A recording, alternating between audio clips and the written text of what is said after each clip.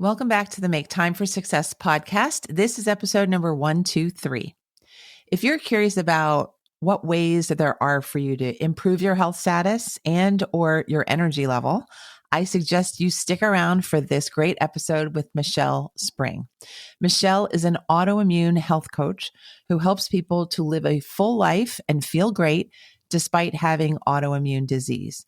Through her 8+ years of coaching clients and her own experience with having Hashimoto's and celiac diseases, she's distilled what works and shares what she knows so that her clients can find relief from symptoms and have control over their disease. I want to thank Michele for coming onto this episode and sharing her story. I asked her so many different personal questions, and she was so open and honest with me in the interview. I'm excited for you to hear her story and to hear this episode now.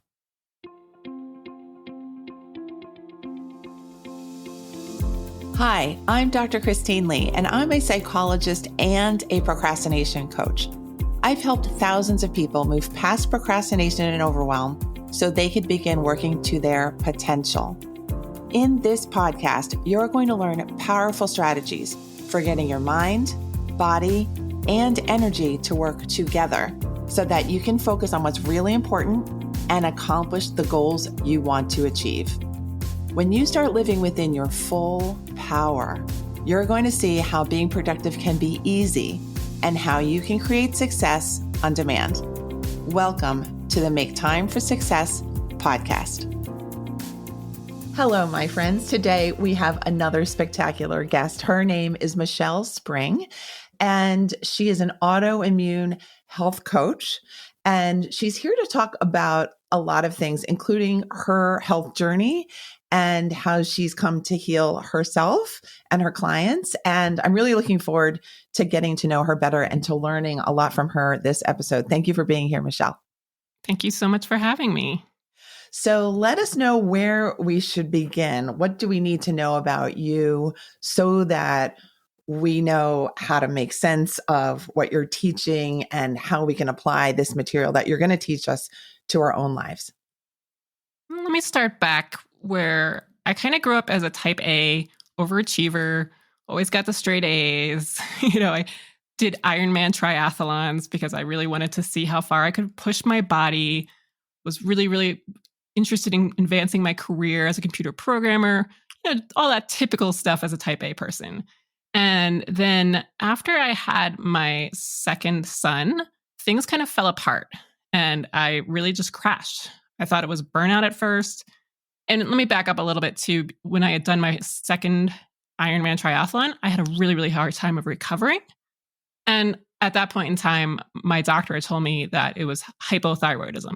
And I use that with quotes because it actually turned out to be Hashimoto's thyroiditis, but he didn't know at the time, or he didn't tell me at the time that it was an autoimmune condition. He just said it was just a glandular thing, and all I could do was take medication. So I went on my life taking medication. I did another Ironman triathlon, had 2 kids, all of this. But then in about late 2014, I had this complete crash. I could not get off the couch in the afternoon. I couldn't make dinner. I could barely function at my job. I had such terrible brain fog. It was I would get specs for my computer programming job and have to read them 3, 4, 5 times to even understand what the main point of the whole entire thing was, not even just what I had to do. And it was just so frustrating. And I didn't know what was going on with me. It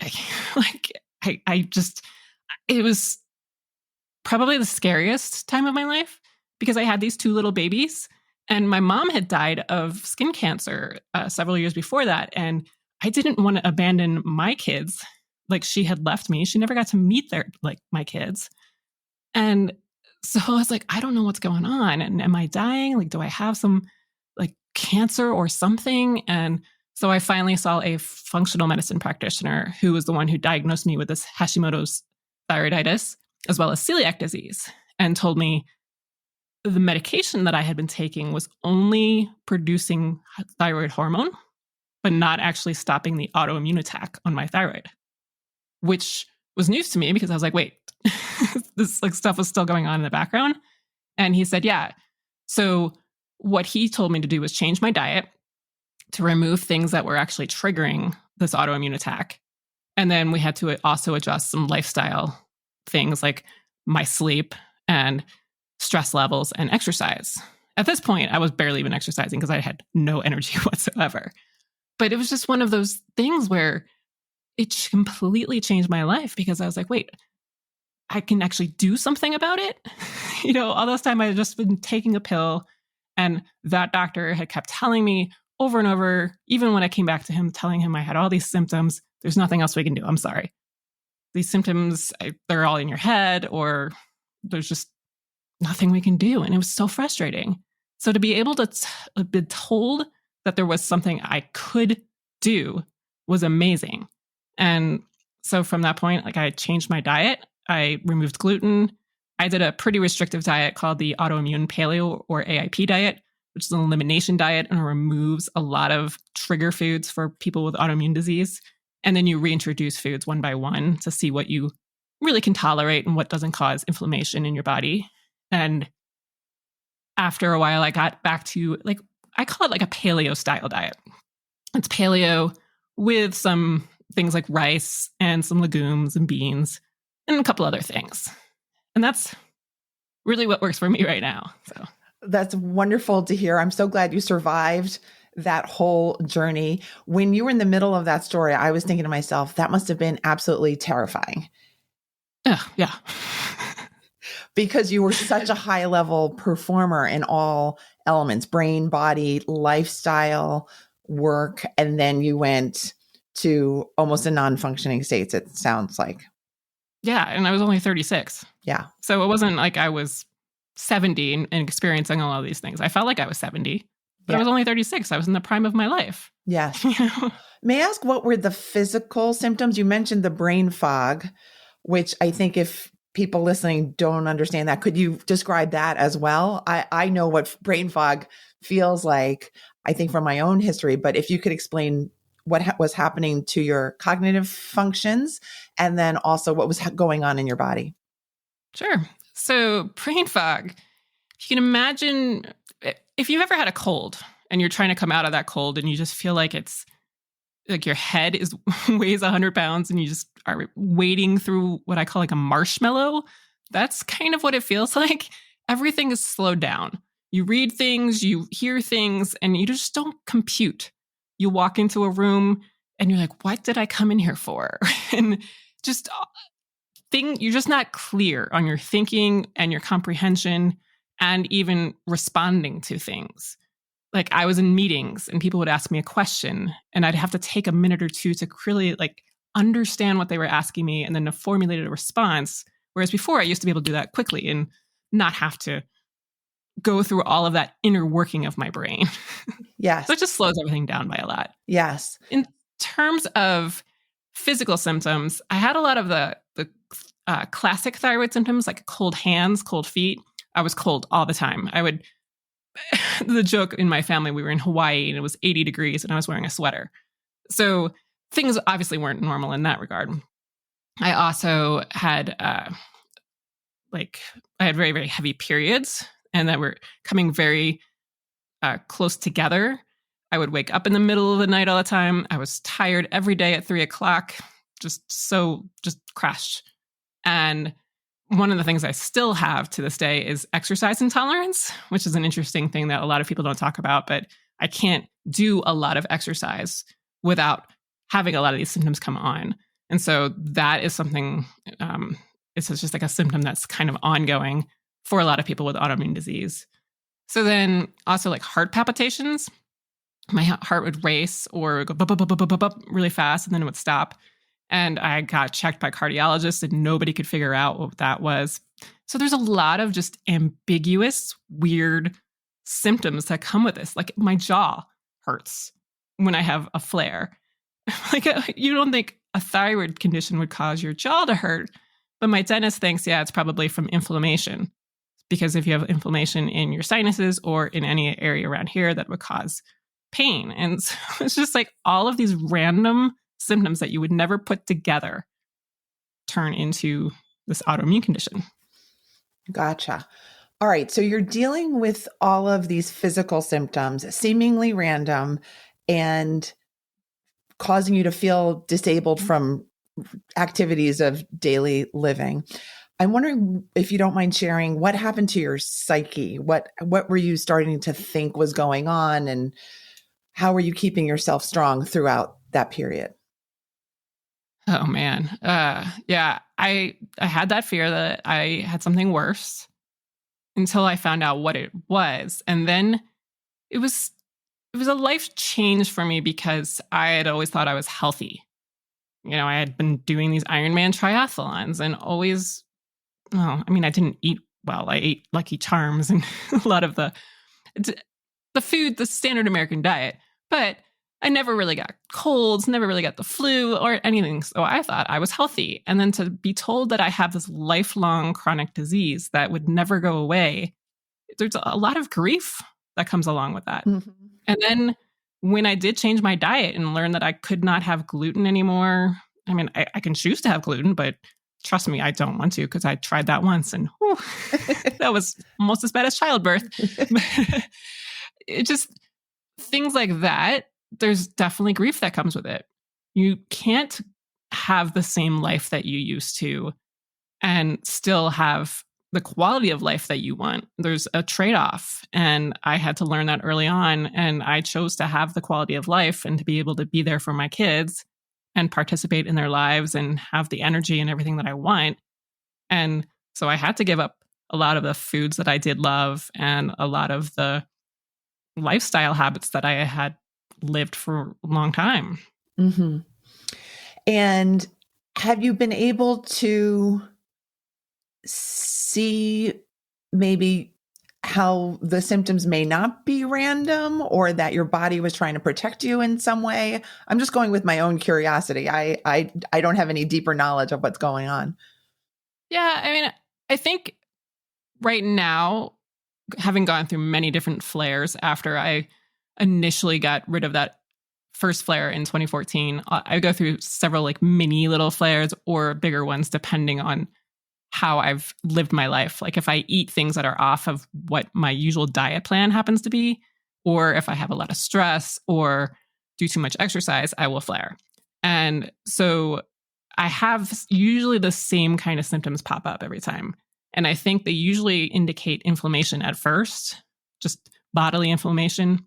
And then from there, then it goes on I'm actually in the midst of a mini flare right now because I did a little too much exercise earlier this week.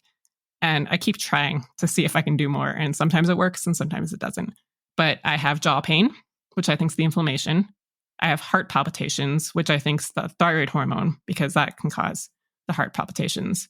And then I just have that exhaustion happening in the afternoon. Mm-hmm. Again, that's more like adrenal fatigue or adrenal HPA axis. But adrenal hormones, cortisol, all plays with the hormones from thyroid as well. So those are my first three symptoms usually. And so I can usually tell that I'm about to have something much bigger if I get any of those. And so I usually have to balance out all of the aspects of my life to make sure that it doesn't turn into anything worse. Okay, wonderful. So could you speak about what inflammation means from a cellular level? Because I know autoimmune, that label is now a familiar term to people, but I'm wondering how much people really understand what's going on in terms of how the body's reacting to certain foods or certain intrusions in the body. Yeah, sure. So if you get a cut, usually the body will send a whole bunch of cells to that cut so that it can help repair it and make it better and new again. And that's essentially what's happening in your entire body. Your body's a little confused at this point because there's so many things going on that it doesn't know where to send help. It just kind of goes everywhere. And especially in autoimmune attacks, you're attacking your own tissue because the body's gotten confused and thinks that your own tissue, in my case, my thyroid, is a threat.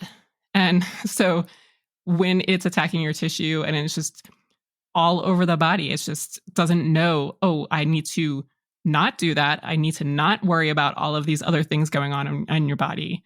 And especially in the case of autoimmune disease, there's a phenomenon called leaky gut, where food can get through into the bloodstream.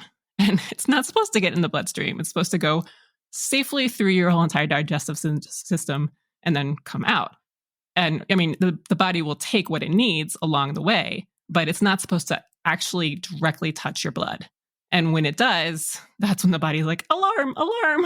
And so it starts sending out more of these inflammatory cells to try to heal the body or to attack the intruder. And it's like a gigantic fire. I always liken it to a wildfire where maybe it starts in one house.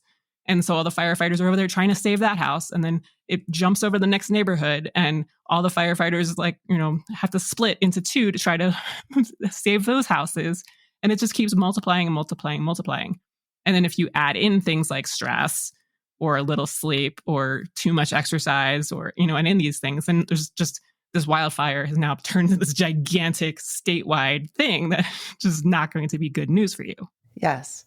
I'm so grateful you went to the functional medicine doctor and got that piece of information that was so critical, that you actually had an avenue in to start the healing process and that you had more options than just taking medication, as much as medication can be so helpful to our bodies as well. Can you describe for us how you help other people now with autoimmune disorders and conditions and what that has done for you personally too? Sure. So usually it kind of depends on how severe somebody's symptoms and disease happens to be. Because if they're not that severe, usually removing something like gluten and maybe dairy can be a huge help, just to see if that will help with the symptoms. And then maybe changing some lifestyle, like stress is such a huge trigger for many people. So helping to, you're never going to get rid of stress. Stress is a constant thing, especially in our society. But learning the tools to manage it successfully so that it's not always putting you in that fight or flight immune system response. And especially like if you're trying to heal, being in that fight or flight response, you're not going to ever get better because your body's constantly worrying about the proverbial tiger and not worrying about healing, repairing tissue, like giving you back energy or anything like that. So you have to get out of that at least multiple times a day. So having the tools to learn how to manage that, I think, is very, very important. And then if people come to me in like a worse state, like I have people coming to me that are in bed, they can't get out of bed, or in their wheelchairs because they are so bad off from their symptoms. And that's when I recommend the autoimmune paleo diet, that elimination diet that I started off with, because then you can really kind of stop the whole entire inflammatory response and really just get out of that survival mode, and then slowly reintroduce foods and see what your ideal, like, personalized diet happens to be for you. And then from there, then you can work on all of the other lifestyle aspects like sleep, making sure you're getting plenty of sleep, the stress management that I talked about, and like just working on the exercise that works best for people. Because some people can go out and do ultra marathons. I have clients who have done that.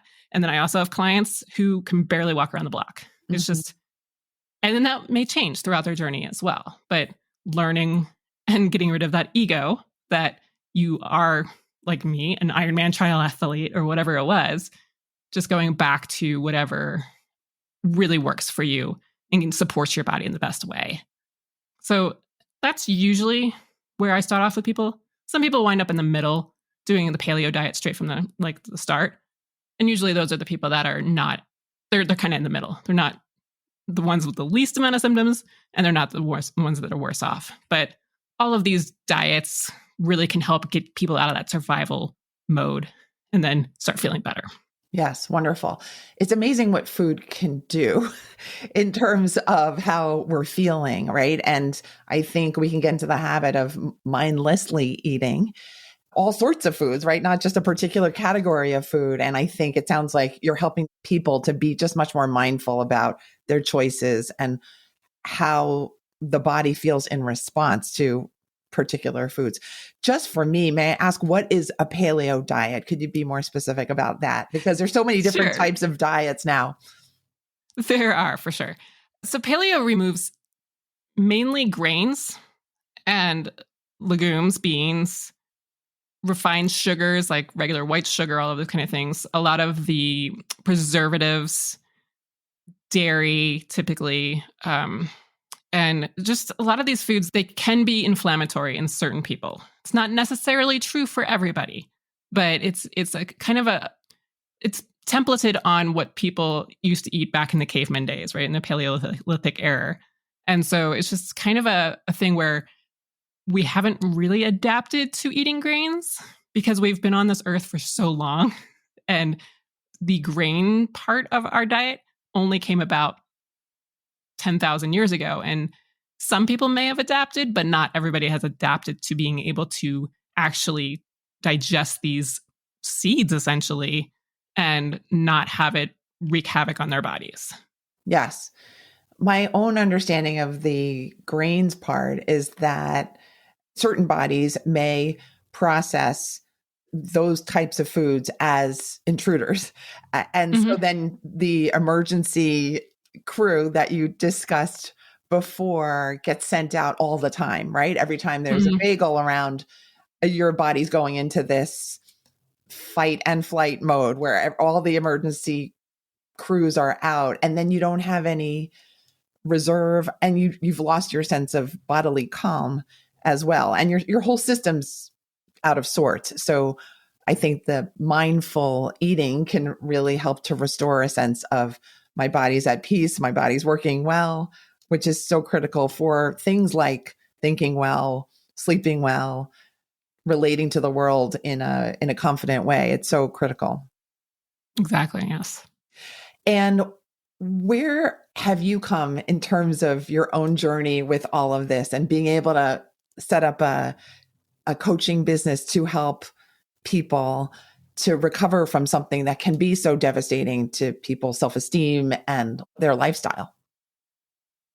I'd say I live my life mainly now. I don't even notice that I have an autoimmune disease because I've fine-tuned my life so much. I've experimented so much. It's been ridiculous. I constantly press against the barriers to see what may work for me. So I will eat corn, and sometimes it'll work for me, sometimes it won't. Sometimes I'll have corn several times. I'll go to Mexico and have it. And then just trying to see what may work for me. I don't take no for an answer. Gluten is off the table forever, but because of how painful it was the one time I had it afterwards. But it's also just like the exercise, trying to see exactly what worked for me. And I've really dialed in all of the different aspects of diet, lifestyle, and then also mindset. I've had to dig deep into my mindset because I had a lot of self-sabotaging behaviors, emotional eating, all of these different things that I kept on going back to, wanting to eat sugar or wanting to eat these carbs that I knew were just not serving me very well, like corn, for instance, and trying to figure out why. Why did I have to keep going back to them? Like, why couldn't I just want broccoli over corn? And, so I had to learn a lot of this stuff. And I've really figured out the things that have worked for me. And then over the years, I've tried this with many of my clients, and it's worked for them as well. And sometimes it's not the same. Sometimes they have to experiment with different stress relief techniques because what works for me doesn't work for them and vice versa. But I think once everybody has figured out their own particular formula, if you will, of what works, then they can also live a life almost as if they don't have an autoimmune disease. I do have to manage my energy every day, though. It's not something like I have boundless energy forever like I used to when I was younger. I do have to pay attention to that because it is something that is a finite resource for me. So for things like work, I have to do a lot of the tasks that involve my brain and stuff in the morning and not in the afternoon. And then I have to, like I mentioned before, not do too much exercise, but I do more gentle things like walking, qigong, yoga, Pilates, things like that instead. And if I ever do any harder exercises, then I have to back off for the rest of the week to make sure I don't overextend myself, things like that. But yeah, it's just learning all of the different things that work and then helping other people discover that for themselves as well. That's beautiful. May I ask, how do people get started with you? in terms of they're aware that there's now something that they can do because of everything that you've said on this episode. And they're really curious and they're excited and they're hopeful. What's the first step to connecting with you? Probably going to my website, thrivingonpaleo.com, because on there I have several resources. I have a whole entire autoimmune disease 101 mini course that you can take totally for free. It's just you go through and you learn what your doctor told you versus what may be really true. And this is not to say anything against doctors in any means. It's a lot of times they're just not taught this. But so just understanding what's going on in your body, understanding that this is not contagious in any way, so that you can tell other people, and just understanding your options for diet and lifestyle and all that different kind of thing. And then on there, I also have recipes and other resources, and then you can point you in many different directions. Choose your own adventure from there. Okay, wonderful. And I believe you have a free resource for our listeners as well. Could you talk about that? Yeah, it's my freebie resource library. And in there, it's very targeted for people that want to use either the diet and lifestyle components, but there's a lot of guides and like cheat sheets in there and some like meal plans. So that way you can get started trying out any of these diets and seeing if maybe they would work for you, and you just try it. Because that's how I started. I tried doing a diet similar to AIP first for a couple of days. And I was like, okay, I can do that. Let's try it. And so just some meals to try like that, and just other resources to really kind of help get you started on your journey. And you can find that at thrivingonpaleo.com/freebie. That's wonderful. Freebie, I'm going to assume is FREEBIE. And yes. Thank you so much for offering that to our listeners. I want to add to what Michele just said, that she's noted that she's been an avid experimenter to try to see, where are the limits, where are the bounds, what are the good things. And I just want to encourage everyone who's listening, wherever you are on your journey, I want to encourage you to experiment and to be patient with whatever comes, because it can take 4 or 5 days for any diet change to take effect, for you to be able to see what the options are. And I think when you've been ill or when you've been stuck, since I deal with the procrastination habit, that we have to believe in ourselves enough to go through the experiment, right? To believe that there might be something that works better than what I've been stuck with. And then just see what happens. And you can always do another experiment if that experiment doesn't work for you, like the corn or the gluten. It's okay. And we're human. We're in this together. And thank you, Michele, for being such a lovely guest. And congratulations for being a victor in this journey that you found yourself on, and for being a victor for other people as well. Thank you so much. All right. Any last words before we sign off, Michele? No, I just want to echo what you just said. Like, I love experimentation. I think in my group program, I have a thing called the Lifestyle Lab, where I want to encourage people to try different stress relief and different exercise modalities and everything. And that's exactly how you're going to find out what works for you. Don't ever listen to one person. I think, there's so many different options out there. And if you don't find something that works for you, just keep searching, because there's probably something out there for you. Yeah. And definitely listen to yourself. Yeah. Listen to all the people, and then really go back to what is your intuition telling you. So important. Exactly. Thank you, Michele. It was a lovely episode. Wish you all the best as you continue your health journey and your work. And everyone, thank you for listening to me and Michele. I hope you got a lot of wisdom and a lot more information from our conversation. I know I did. I thank you for being here, and I will see you next week when the next episode drops. Bye. Thank you for listening to this episode of the Make Time for Success podcast. If you enjoyed what you heard, you can subscribe to make sure you get notified of upcoming episodes. You can also visit our website, maketimeforsuccesspodcast.com, for past episodes, show notes, and all the resources we mentioned on the show. Feel free to connect with me over on Instagram too. You can find me there under the name Procrastination Coach. Send me a DM and let me know what your thoughts are about the episodes you've been listening to. And let me know any topics that you might like me to talk about on the show. I'd love to hear all about how you're making time for success. Talk to you soon.